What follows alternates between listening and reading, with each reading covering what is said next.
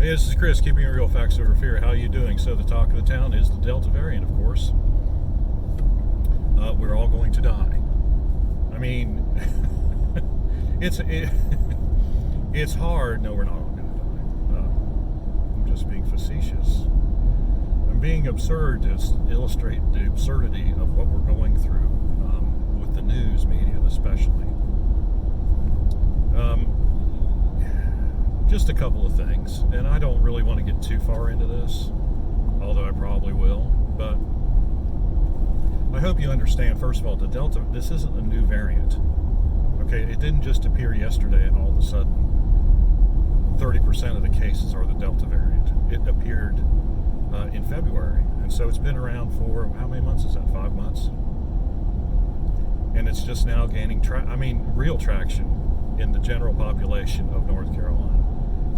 I understand that it's also in India, and I also understand it's also in the UK. And I also understand that things are not going as well over there as they are over here, and that is because of one simple reason. They lock down at the drop of a hat. It seems like it, or they did. Well, the UK continues to lock down all the time. Every time it gets above a certain, they just put more restrictions on. India really locked down last summer when what was really needed was to let it roll. And so they have paid the price in the last few months because so few of their population got infected in the first wave and the second wave, and however many waves there have been, there's still like a huge number of people in absolute terms who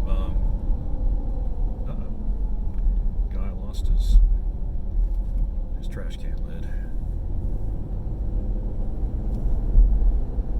I didn't run over. I thought about it just for a second, just a teeny weeny bit. So anyway, that's why they're having trouble. They're not having trouble because the variant is, the alpha variant on steroids. I read that yesterday somewhere, and somebody somewhere, and it's like, what does that? How does that help to use such hyperbolic language? Wouldn't it be better if we all spoke rationally and realistically about what's really going on? It appears that the Delta variant is approximately 50 to 75% more transmissible. And then they tag on, after they say it's on steroids, they say, and it could lead to more serious illness. Well, woulda, coulda, shoulda doesn't exist in the real world, and either it does or it doesn't. And if it does, then there should be some statistics that you could point to back that assertion up. And unfortunately for them, and fortunately for us, there are none. There's no reason to think that this variant is more serious, other than maybe being easier to catch.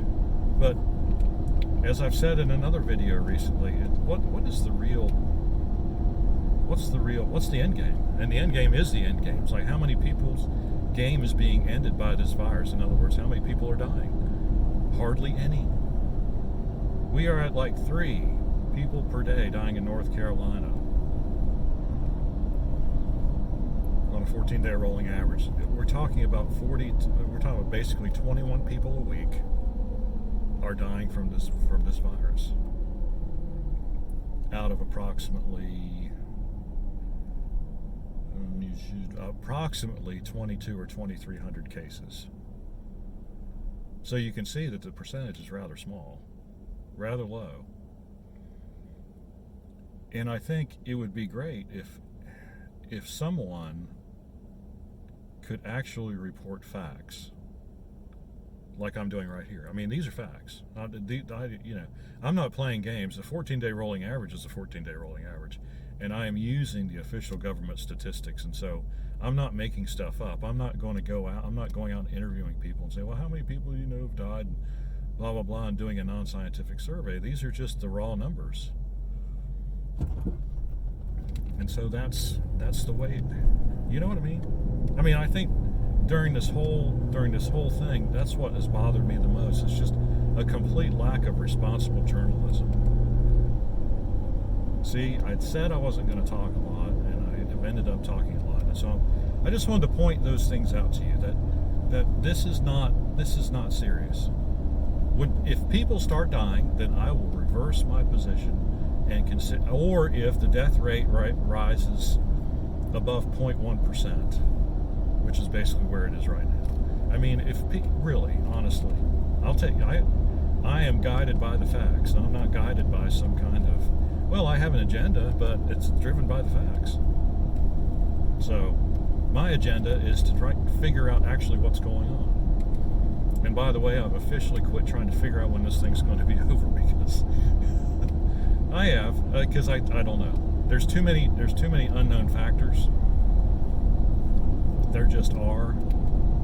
There's too many unknown factors for anyone to really say anything, actually. And I thought this would be out of here. It looked like everything was trending down. I thought it'd be out of here by July 4th. It's, the cases are trending up ever so slightly. Maybe up 10% over the last couple weeks, but 10% of 300 on a 14-day rolling average kicks it up to 330. So it's not, again, not a national emergency or anything like that, but it's just like, what do you do?